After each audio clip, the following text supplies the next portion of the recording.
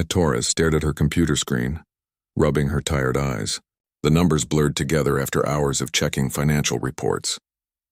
She glanced at the clock in the corner of her monitor. 8:15 in the evening. Her daughter Lily was already asleep at her mother's house by now. This wasn't how she imagined her life would turn out. 3 years ago, she thought she'd be celebrating anniversaries and planning family vacations. Instead, she was working late nights at Crawford Industries, trying to make enough money to cover rent, daycare, and the endless stack of bills that seemed to grow every month.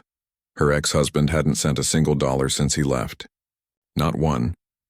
Maya learned quickly that she couldn't rely on anyone but herself. So when her boss asked if someone could stay late to finish the quarterly audit, her hand went up before anyone else's. Extra hours meant extra money. Simple as that. Maya saved her work and shut down her computer. The office was empty now, just rows of dark cubicles and the hum of the air conditioning. She gathered her purse and headed toward the elevator, her footsteps echoing in the silence.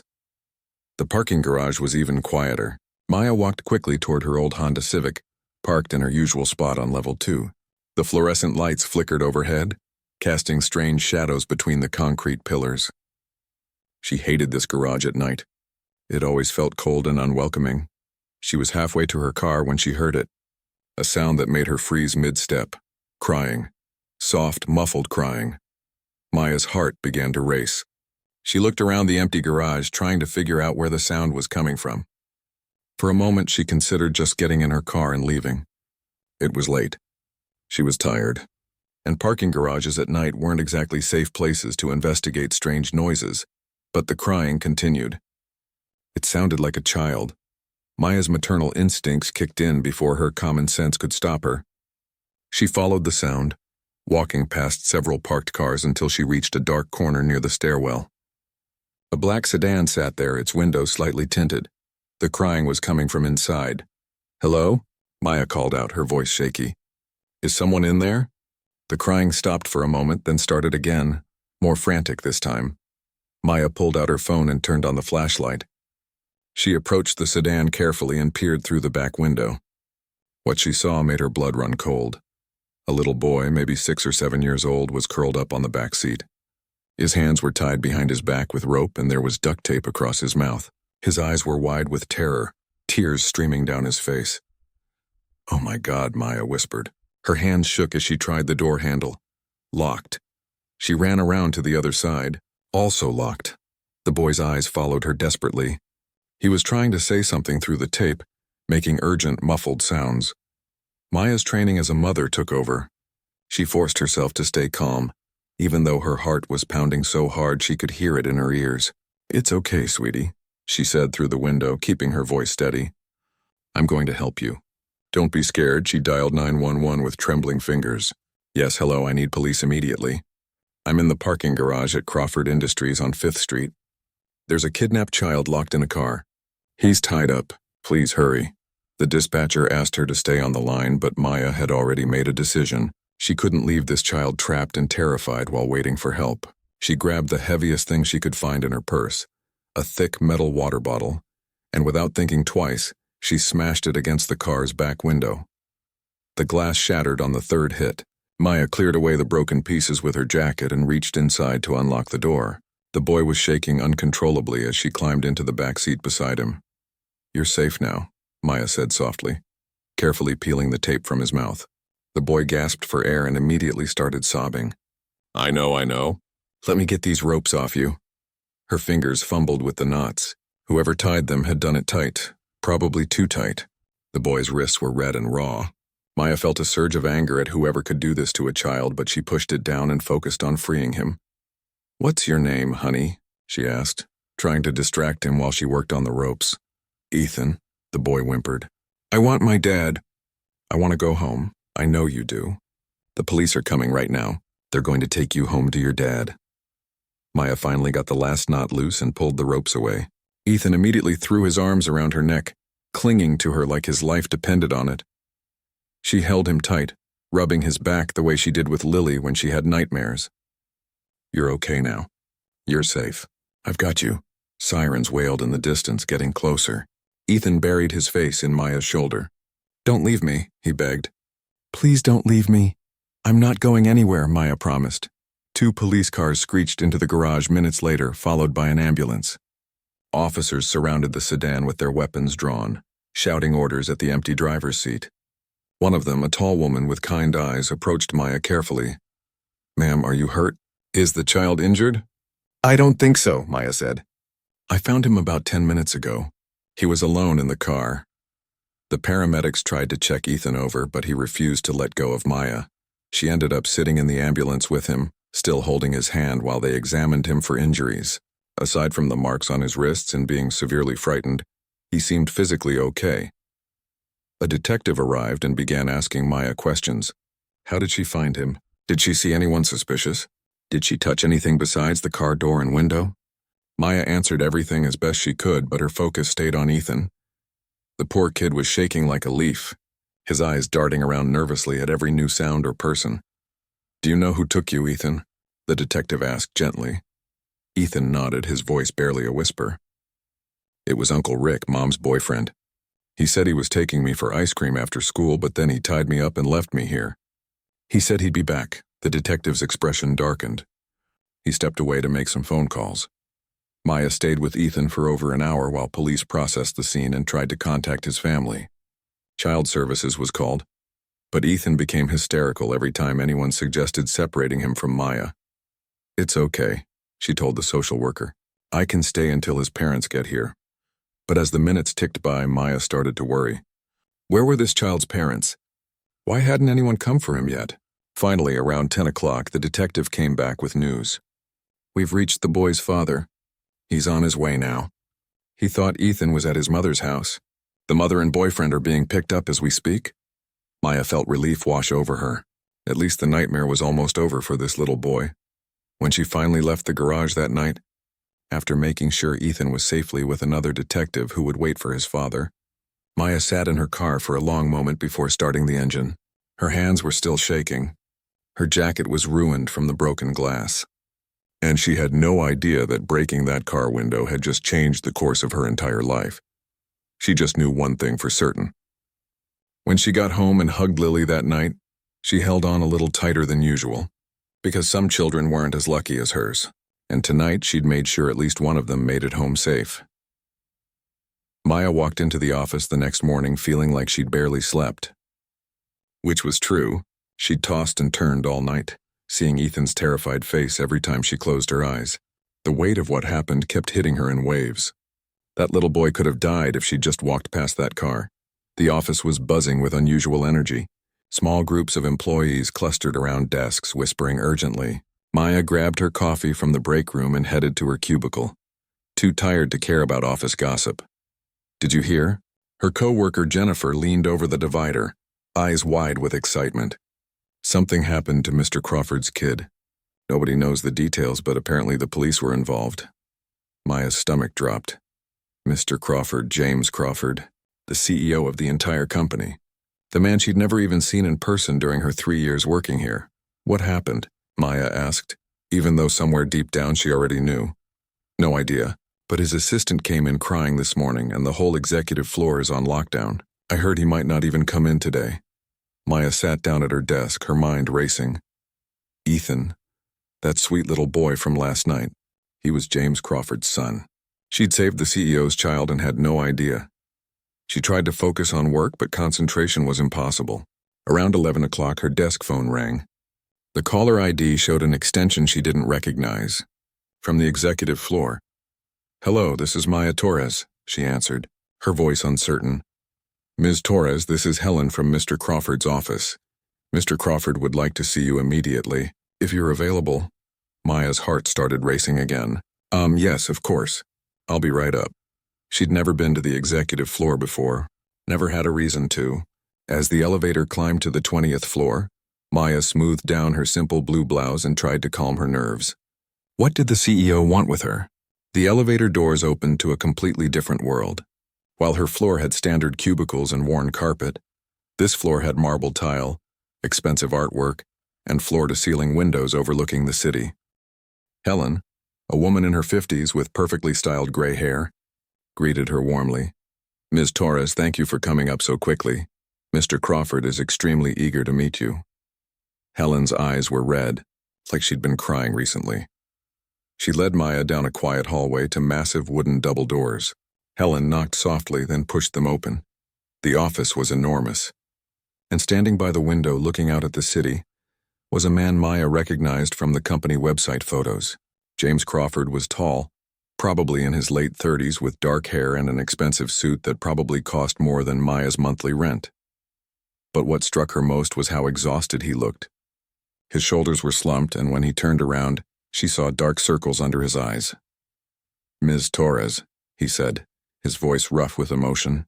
He crossed the room in 3 long strides and did something that shocked her completely. He took both her hands in his. "Thank you.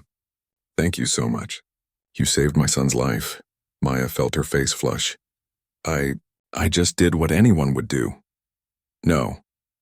James shook his head firmly. "Most people would have kept walking. Most people would have called the police and left. But you stayed with him. Ethan told me you broke a car window with your water bottle to get him out. You held him until I could get there."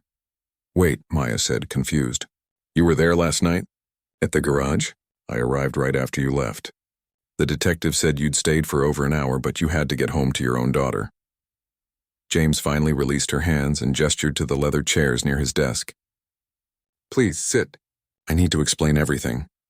Maya sat, feeling completely out of place in this luxurious office. James sat across from her, leaning forward with his elbows on his knees. "Ethan is my son, my only child. His mother and I divorced 2 years ago. It wasn't pretty. He ran a hand through his hair, looking older than his years. She got involved with someone new pretty quickly. Rick Donovan. I didn't trust him from the start, but what could I do? The custody agreement gave her primary custody." "What happened yesterday?" Maya asked softly. "Rick picked up Ethan from school, told the staff he had permission, which he did for emergencies. But instead of taking him home, he brought him to our company parking garage." James's jaw tightened. "He sent me a ransom message at 7 p.m. $5 million or I'd never see my son again." Maya gasped. $5 million? I was in back-to-back board meetings. My phone was off. I didn't see the message until almost 9. His voice cracked. For 2 hours, I didn't know my son was missing. I was sitting in a conference room arguing about profit margins while my child was terrified and alone. But he wasn't alone, Maya said gently. I found him at 8:15. James looked at her with such gratitude that Maya felt tears prick her own eyes. The police caught Rick trying to leave the state. He confessed to everything. Thought he could get rich quick. His expression hardened. He's going to prison for a very long time. They sat in silence for a moment. Maya didn't know what to say. This was so far beyond her everyday life that it felt surreal. Ethan won't stop talking about you, James said suddenly. The nice lady who saved him. Who told him he was safe. Who held his hand and didn't leave him even when scary police officers showed up. He smiled for the first time. He asked me this morning if he could see you again. Maya felt her heart squeeze. How is he doing? Scared, having nightmares. His therapist says it'll take time. James stood and walked to his desk, picking up an envelope. Ms. Torres, I want to do something for you. To thank you properly. That's not necessary, Maya said quickly, standing as well. Really, I don't need anything. Please. He held out the envelope. Let me do this. You risked your own safety for my child. The least I can do is show my appreciation. Maya reluctantly took the envelope. Inside was a check that made her eyes widen. $50,000. I can't accept this, she said immediately, trying to hand it back. This is too much. It's not nearly enough. James refused to take it. Do you know what my son's life is worth to me? Everything. You gave him back to me. Please take it. Pay off some bills. Take your daughter on a vacation. Whatever you need. Maya looked at the check again. $50,000 would change her life. It would pay off her credit card debt, cover Lily's expenses for the next year, maybe even let her fix her car's transmission that had been making that horrible grinding noise. But something felt wrong about taking it. Mr. Crawford, she said carefully, I appreciate this more than you know, but I didn't save Ethan for a reward. I did it because he needed help and I was there. That's it. James studied her for a long moment. You're remarkable, you know that? Maya felt her face heat up. I'm just a single mom trying to get by. You're much more than that. He paused. At least let me do this. I'm promoting you to senior accountant, effective immediately. It comes with a significant raise and better benefits. You've been with us for 3 years, and according to your supervisor, you're one of the most reliable employees in the department. This promotion is overdue. Sir, I don't want people to think that you earned it, James interrupted. You did earn it. This has nothing to do with last night. Well, he corrected himself. It brought you to my attention, but the promotion is based on merit. I promise you that. Maya didn't know what to say. A promotion would mean more money for Lily's future. Maybe even enough to move to a better apartment in a safer neighborhood. Okay, she said finally. Thank you. No, Miss Torres, thank you. James walked her to the door. And please, if you're willing, I'd like to arrange a time for you to visit Ethan. His therapist thinks it might help him process the trauma if he can see that you're real and safe. That the whole nightmare is really over. Of course, Maya said without hesitation. Whatever he needs. As Maya rode the elevator back down to her floor, her head was spinning. In less than 24 hours, her entire life had shifted. She'd gone from struggling to pay rent to receiving a promotion and a check that could change everything. But more than that, she couldn't stop thinking about James Crawford. Not as the powerful CEO, but as a father who'd almost lost his child. She saw the same fear in his eyes that she felt every time Lily was out of her sight for too long. That bone-deep terror that something might happen to the person you loved most in the world. When Maya got back to her desk, Jennifer immediately pounced. What did Mr. Crawford want? Are you in trouble? Maya smiled, tucking the envelope safely into her purse. No, not in trouble. Then what? Just a routine meeting, Maya lied smoothly. She wasn't ready to explain everything yet. Maybe she never would be. That evening, after picking up Lily from her mother's house and making dinner, Maya sat at her kitchen table looking at the check again. $50,000. It felt like Monopoly money, too good to be real. Her phone buzzed. An unknown number. Hello? Ms. Torres, this is James Crawford. I hope I'm not calling too late. He sounded less formal than he had in the office, more human. I got your number from HR, I hope that's okay. It's fine, Maya said, stepping into her bedroom so Lily wouldn't overhear. I wanted to ask you something. Would you be willing to bring your daughter when you visit Ethan? He's asked if you have kids, and I thought, maybe having another child around might make him feel more comfortable. Maya thought about it. Lily was 7, close to Ethan's age. And she was good with other kids, always making friends easily. Sure, Maya agreed. When were you thinking? This Saturday? At my house, if that's okay. Somewhere Ethan feels safe. They made arrangements, and after hanging up, Maya sat on her bed for a long time, wondering what she'd gotten herself into. She'd saved a child's life. That was supposed to be the end of the story. A good deed, a moment of bravery, and then back to normal life, but somehow, Maya had a feeling that normal was about to become something very different. Maya stood in front of her closet Saturday morning, second-guessing every outfit she owned. What did you wear to visit a CEO's mansion? Everything looked either too casual or like she was trying too hard. Mom, why are you making that face? Lily asked from the doorway, already dressed in her favorite purple dress. Just trying to figure out what to wear, sweetie. You look pretty in everything, Lily said matter-of-factly. Are we really going to a mansion? Maya had tried to explain the situation without making it seem like a big deal. She told Lily they were visiting a little boy who'd been scared and needed some friends. She left out the kidnapping part. 7-year-olds didn't need those kinds of details. It's just a big house, Maya said, pulling on a simple green dress. The little boy we're visiting is named Ethan. I want you to be nice to him, okay? He's been through something difficult. I'm always nice, Lily protested. Maya smiled. That was true. Her daughter had a huge heart. The drive to James Crawford's house took them to a part of the city Maya rarely saw. The houses got bigger and farther apart, hidden behind tall gates and perfect landscaping. When her GPS announced she'd arrived, Maya almost laughed. The gate in front of her looked like something from a movie. She pressed the intercom button nervously. Ms. Torres? James's voice crackled through the speaker.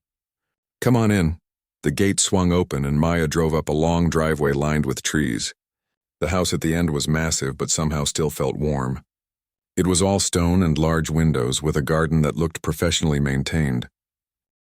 James met them at the front door and Maya barely recognized him. Instead of the expensive suit, he wore jeans and a gray sweater. He looked younger, more relaxed. Thank you for coming, he said, smiling at Lily. You must be Lily. I've heard wonderful things about you. Lily, usually shy with strangers, smiled back. You have a really big house, James laughed. It is pretty big, isn't it?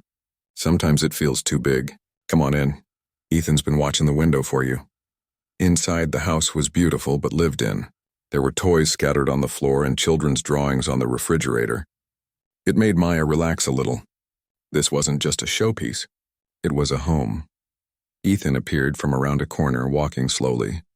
When he saw Maya, his whole face lit up. You came. Of course I came, Maya said, kneeling down to his level. I promised, didn't I? This is my daughter, Lily. Ethan looked at Lily shyly. Hi? Hi, Lily said. Do you like dinosaurs? I brought my favorite dinosaur book. Just like that, the ice was broken. Within minutes, both kids were sitting on the floor looking through Lily's book, talking about which dinosaurs were the coolest. Ethan seemed to forget his nervousness entirely. James and Maya stood in the kitchen watching through the doorway. Coffee? James offered. Please. As he poured 2 cups, James spoke quietly. He's been having nightmares every night since it happened. Wakes up crying. But this morning when I told him you were coming, he actually smiled. First real smile I've seen in a week. Maya's heart ached for this little boy. Has his therapist been helping? Some. But she says what he needs most is to feel safe again. To know that good people exist and that not everyone will hurt him. James handed her a mug. You represent safety to him. You're the person who showed up when he needed help most. They spent the afternoon in comfortable simplicity. The kids played in Ethan's playroom, which was filled with more toys than Lily had ever seen. Maya felt a pang of guilt about her own modest apartment with its handful of second-hand toys, but Lily didn't seem to care. She was just happy to have a new friend. James made sandwiches for lunch, and they all ate together at the kitchen table. Maya watched as James interacted with his son, patient and attentive. He cut Ethan's sandwich into small pieces without being asked, knew exactly which juice box he preferred, and listened intently when Ethan told a rambling story about something that happened at school last month. This was a father who showed up. Who tried? So what do you do when you're not being a hero? James asked Maya as the kids ran back to the playroom. Maya laughed. I'm definitely not a hero. I'm just a mom who works too much and worries constantly about whether I'm doing anything right. That sounds familiar, James said. I spent so much time building this company that I nearly lost everything that mattered. My marriage fell apart because I was never home. I missed Ethan's first steps because I was in a meeting. His first words, too. There was real pain in his voice. Maya found herself wanting to comfort him. You're here now, she said gently. That's what matters, am I though? James set down his coffee cup. I still work 60-hour weeks. I'm still that person who puts business first. When Ethan was taken, I didn't even realize he was missing for hours because I had my phone off during a board meeting. You can't blame yourself for what that man did. Can I? James looked at her. If I'd been more involved, if I'd paid more attention to who my ex-wife was dating, maybe I would have seen the warning signs. Maya understood that guilt. She felt it too. Every time she had to work late or couldn't afford something Lily wanted, the constant feeling of not being enough. We do the best we can, she said. That's all any parent can do. The afternoon passed quickly. Around 4 o'clock, Maya told Lily they needed to head home. Lily protested, but Ethan surprised everyone by asking, Can they come back? Please, Dad. James looked at Maya, a question in his eyes. Sure, Maya said, even though part of her knew this was getting complicated. We can come back next weekend if you want. Ethan's face broke into the biggest smile Maya had seen from him yet. As they said their goodbyes at the door, James touched Maya's arm lightly. Thank you again for coming today, for everything. It was nice, Maya said honestly. Really nice. On the drive home, Lily chattered nonstop about Ethan's toys and his big house and how he had a pool even though it was too cold to swim. Maya listened with half an ear, her mind elsewhere. She was entering dangerous territory. James Crawford wasn't just grateful anymore. They'd connected today as two parents struggling with similar fears and guilt. She'd seen him as a real person, not just the powerful CEO, and that scared her. The next weekend visit led to another, and another. Before Maya knew it, it had become a regular thing. Every Saturday, she and Lily would drive to James's house. The kids would play while the adults talked, really talked, about things Maya hadn't discussed with anyone in years. James told her about the pressure of running a billion-dollar company, of board members who questioned his every decision, of the loneliness at the top. Maya shared her own struggles with bills and daycare costs and the fear that she'd never be able to give Lily everything she deserved. They laughed together, too. James had a dry sense of humor that caught Maya off guard. He did impressions of his stuffy board members that made her snort coffee through her nose. She told stories about office gossip that had him shaking with laughter. The kids became inseparable. Ethan started asking if Lily could come over during the week, too.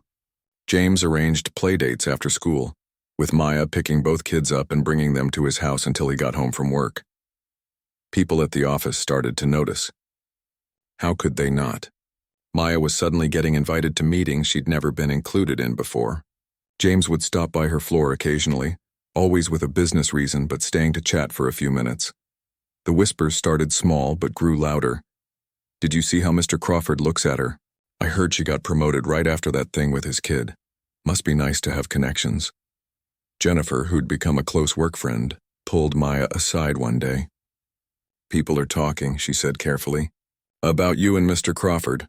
"There's nothing to talk about," Maya said firmly. "We're just friends. Our kids are friends." "I believe you," Jennifer said, "but not everyone does. Just be careful, okay?" Maya tried to ignore the gossip, but it bothered her more than she wanted to admit. She'd worked hard for 3 years before ever meeting James Crawford. Her promotion was earned, but how could she prove that to people who'd already made up their minds? One Saturday evening, about 3 months after that first visit, Maya and James sat on his back patio while the kids played in the yard. The sun was setting, painting the sky in shades of orange and pink. "Can I ask you something?" James said, his voice serious. "Sure. Do you ever feel like you're pretending? Like you're supposed to have everything figured out, but inside you're just making it up as you go?" Maya looked at him in surprise. "All the time. Every single day. Me too." He smiled sadly. "Everyone thinks being CEO means having all the answers. But the truth is I'm terrified most of the time. Terrified I'll make the wrong decision and thousands of people will lose their jobs. Terrified I'll fail Ethan the way I failed at my marriage." "You're not failing him," Maya said. "Look at him. He's happy. He's healing. Because of you." James turned to face her fully. "You've given him something I couldn't. A sense of safety. Of normalcy."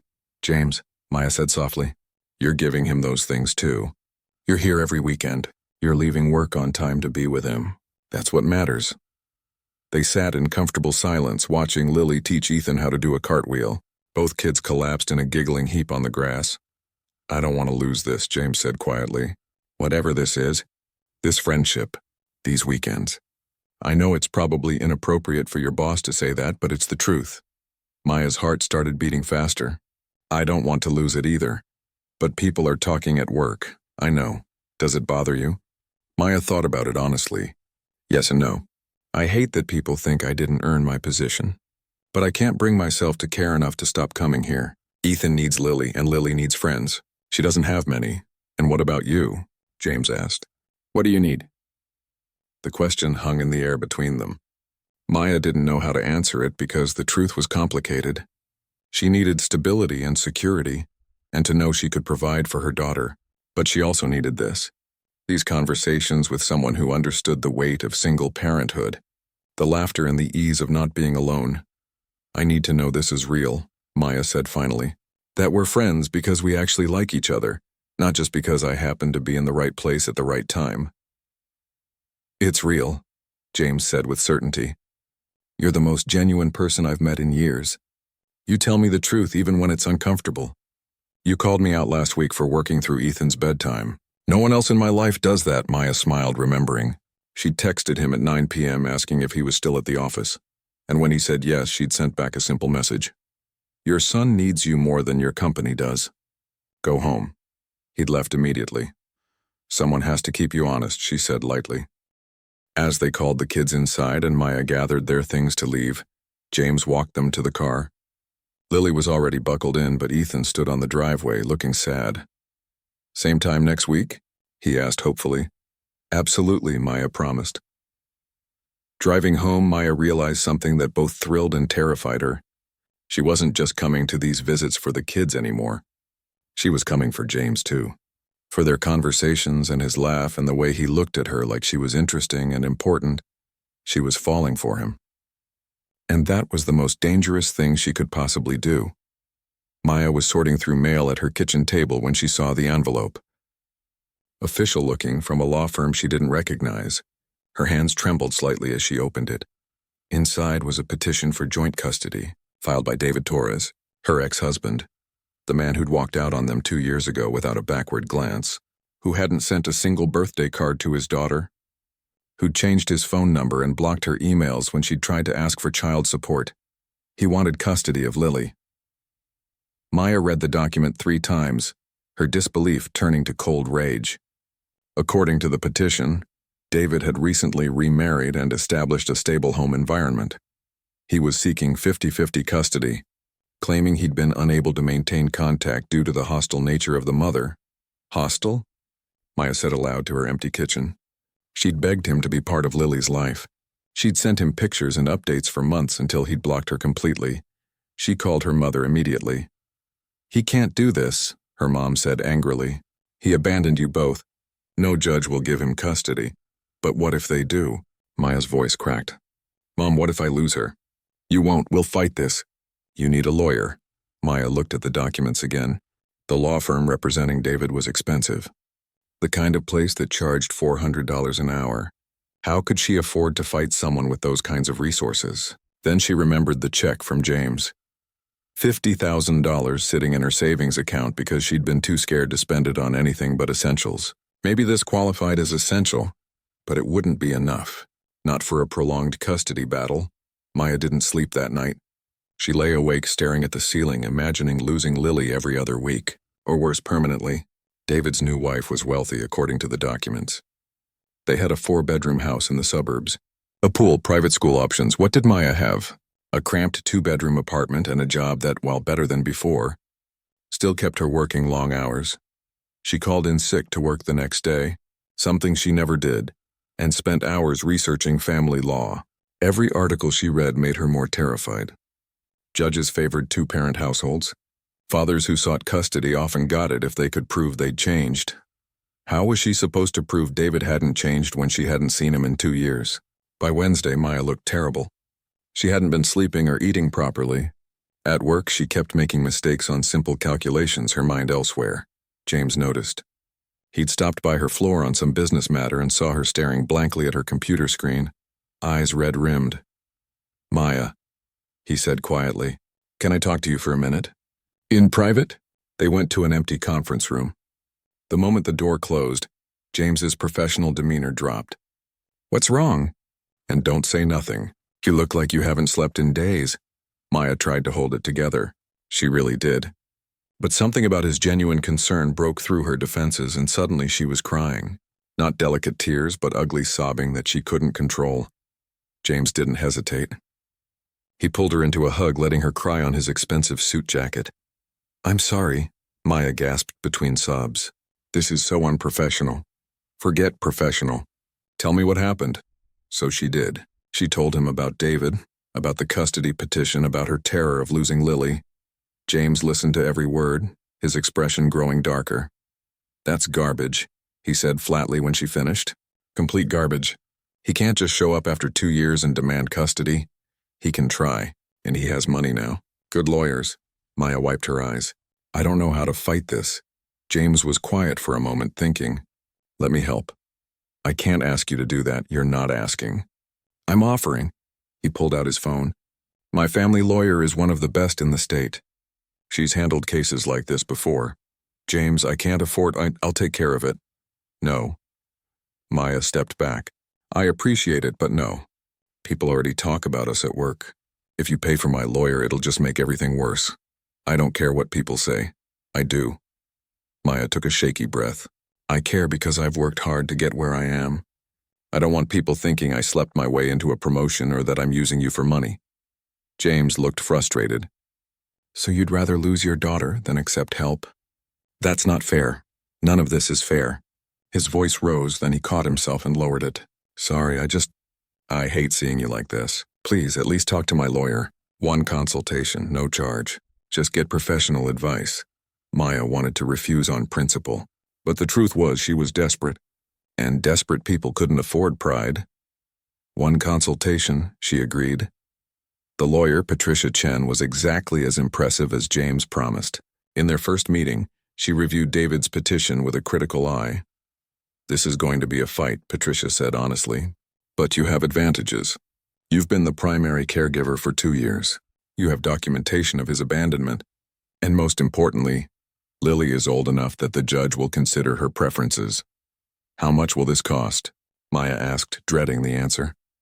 Patricia named a retainer fee that made Maya's stomach drop. Even with her savings, she'd burn through her money in a couple of months.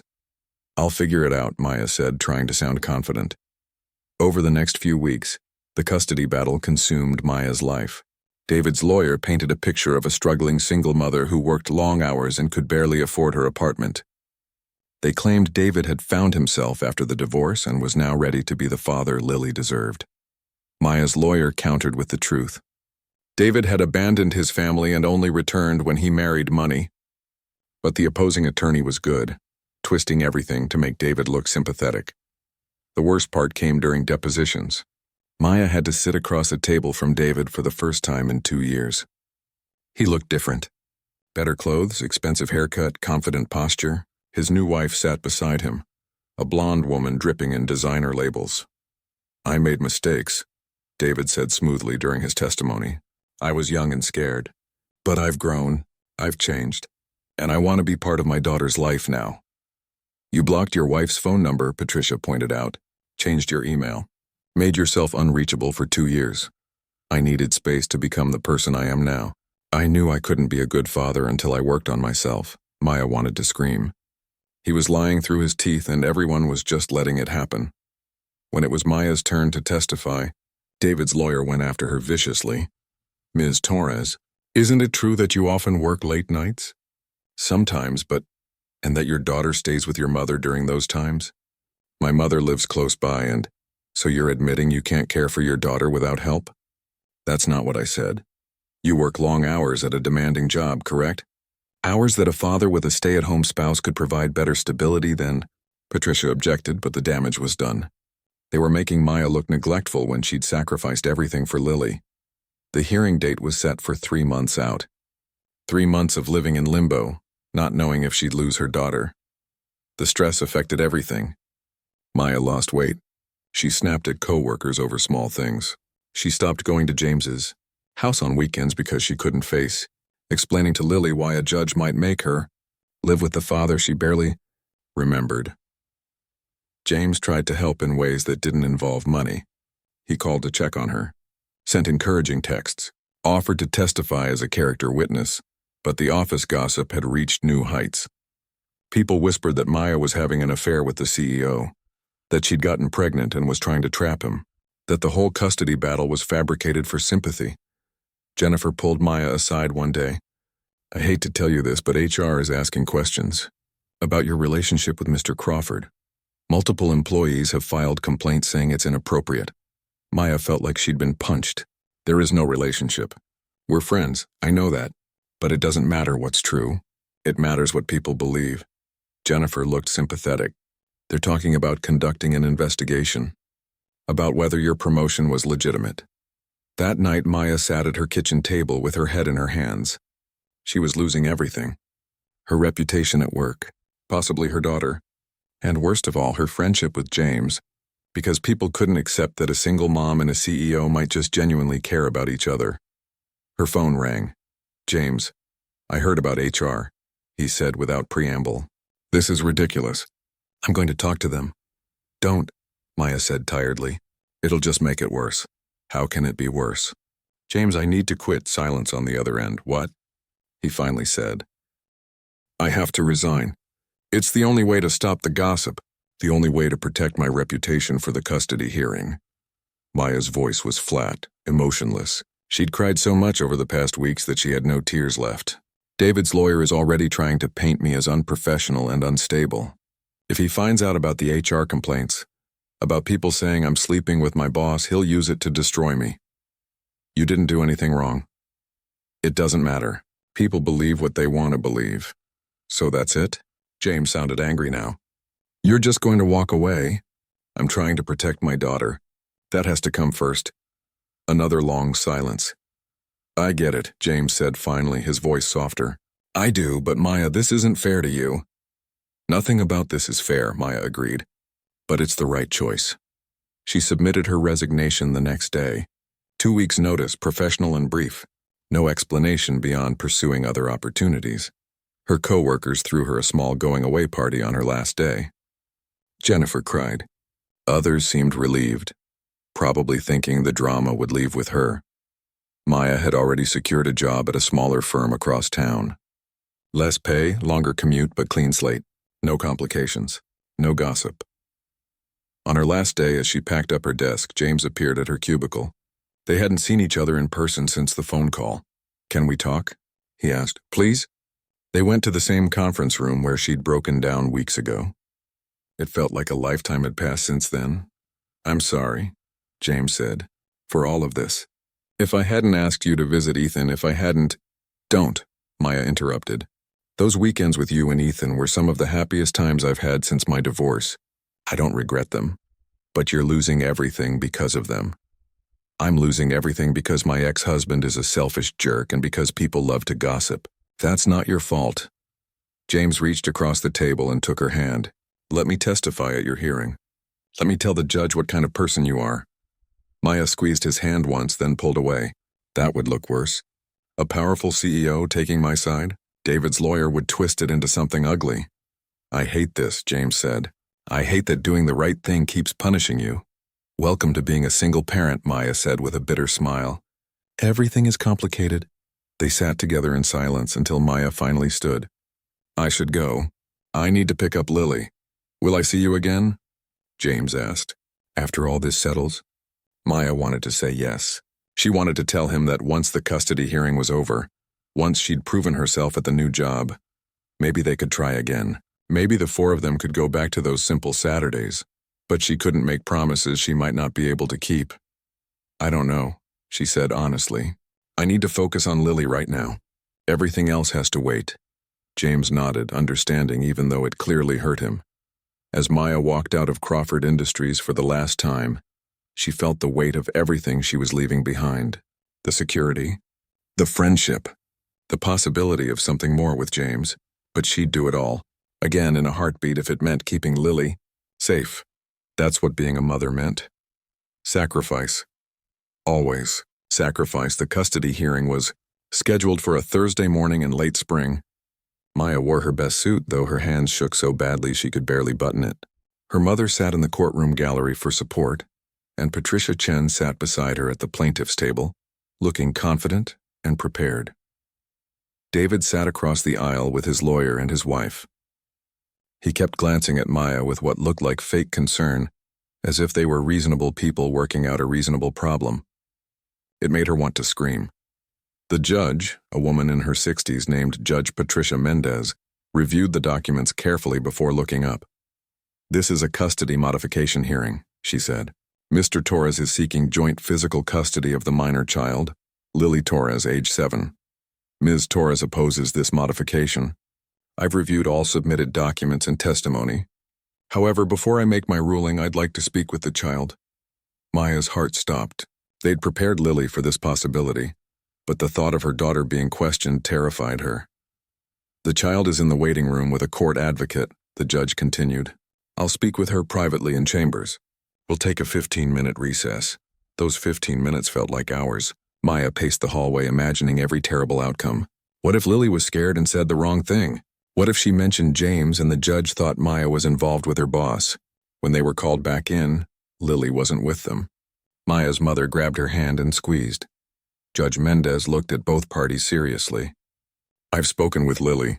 She's a remarkably articulate child, and I believe she understands the situation as well as any 7-year-old can. Maya held her breath. Lily expressed that while she has vague memories of her father, she doesn't know him as a parent. She stated, and I'm quoting here, "He left when I was little and now he wants to be my dad, but I already have my mom. She takes care of me." The judge paused. She also said she was scared of leaving her home and her school and her friends. David's lawyer stood. Your Honor, children are often resistant to change. That doesn't mean— I'm not finished, the judge said sharply. The lawyer sat back down. What concerns me most about this case is Mr. Torres's prolonged absence. 2 years of no contact, no child support, no attempt at communication. Mr. Torres, you claim you needed time to find yourself.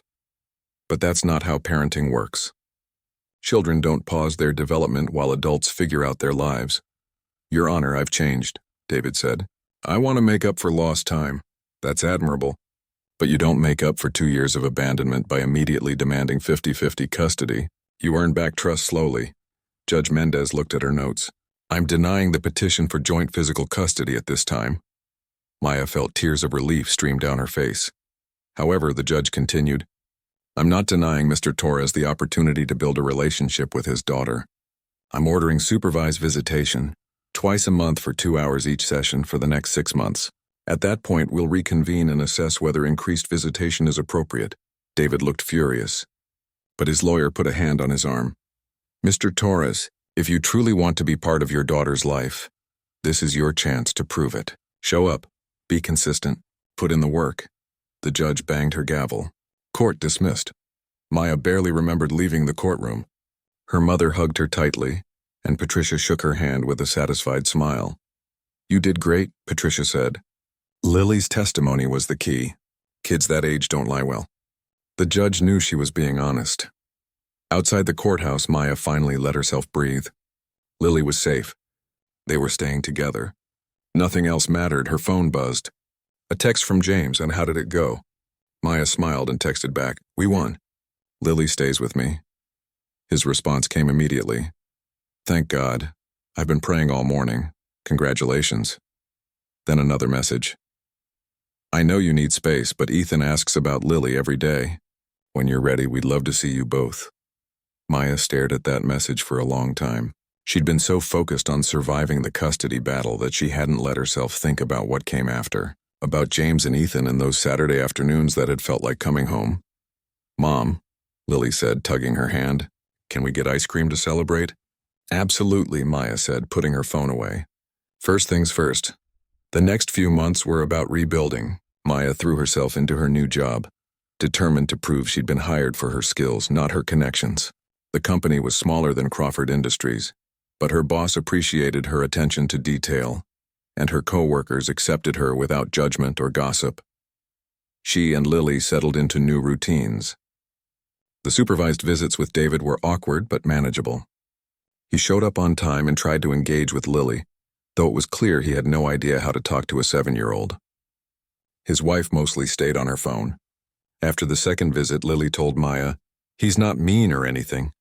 He's just, I don't know, like a stranger trying really hard. Maya assured her that was okay. She didn't have to force feelings she didn't have. On a Saturday morning in June, exactly 6 months after the rescue, Maya woke up and realized something. She was happy. Not perfectly happy. Not without worries, but genuinely content with her life. She'd survived the worst thing she could imagine and come through stronger. Mom, Lily said over breakfast, can I ask you something? Of course, sweetie. Do you think Ethan misses me? I miss him. Maya's heart squeezed. She'd been so busy protecting Lily from potential loss that she'd taken away something good. A friendship. A connection. I think he probably does miss you, Maya said carefully. Could we visit them sometime? Just to say hi? Maya looked at her daughter's hopeful face and made a decision. Let me make a phone call. James answered on the second ring. Maya? Hi, she said, suddenly nervous. I was wondering if you and Ethan might want to meet us at the park today. Just casual. The kids could play. The relief in his voice was palpable. We'd love that. What time? They met at Riverside Park at noon. Maya spotted James and Ethan before they saw her. James looked thinner, tired. Ethan was kicking a soccer ball half-heartedly. Then Ethan saw Lily. His whole face transformed. Lily,